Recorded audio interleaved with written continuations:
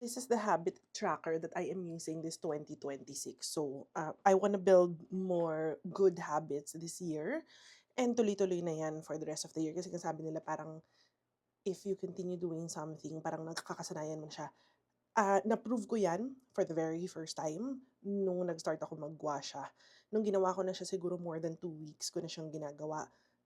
Ano na talaga siya, kasama na siya sa ano ko, regimen ko. But anyway, gusto ko ito i-share kasi this is something na ginawa ko lang 'to today.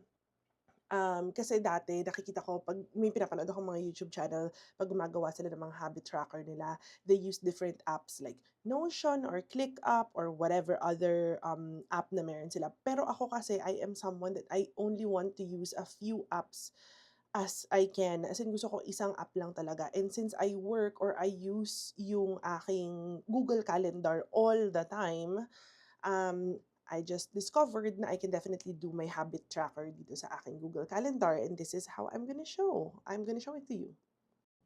Okay, so this is my Google Calendar. As you can see, ito yung mga tasks. And this is ganito ko na ginawa yung aking habit tracker instead of gumagamit pa ako ng mga ibang content kasi at least or ibang apps kasi at least nandito na sa isa, I can already see my schedule since habit naman is what you do on a daily basis. So, very ano lang talaga, 'di ba? Parang sobrang common sense to make use of your calendar. So I can already see my day here and everything. And then I have it here na. So paano ba gumawa ng habit tracker? So this is kahit naka-free ka na Google Workspace, as long as may Gmail account ka, you can have access to this.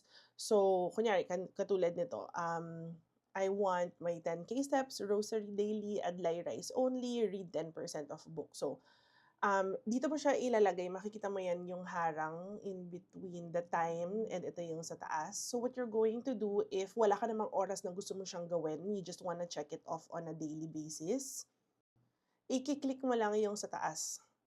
Ayan, and then mag-o-open na siya nito. So kunyari habit 1.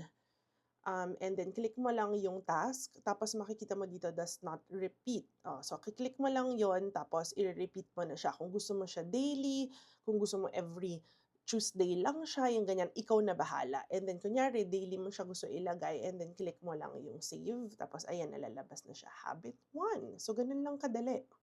And then, check off mo na lang yan kapag natapos mo na for the day. So, ganun lang siya ka-easy. I super duper love it. So, if you wanna do it also, then go to your Google Calendar and start your habit for 2026 now.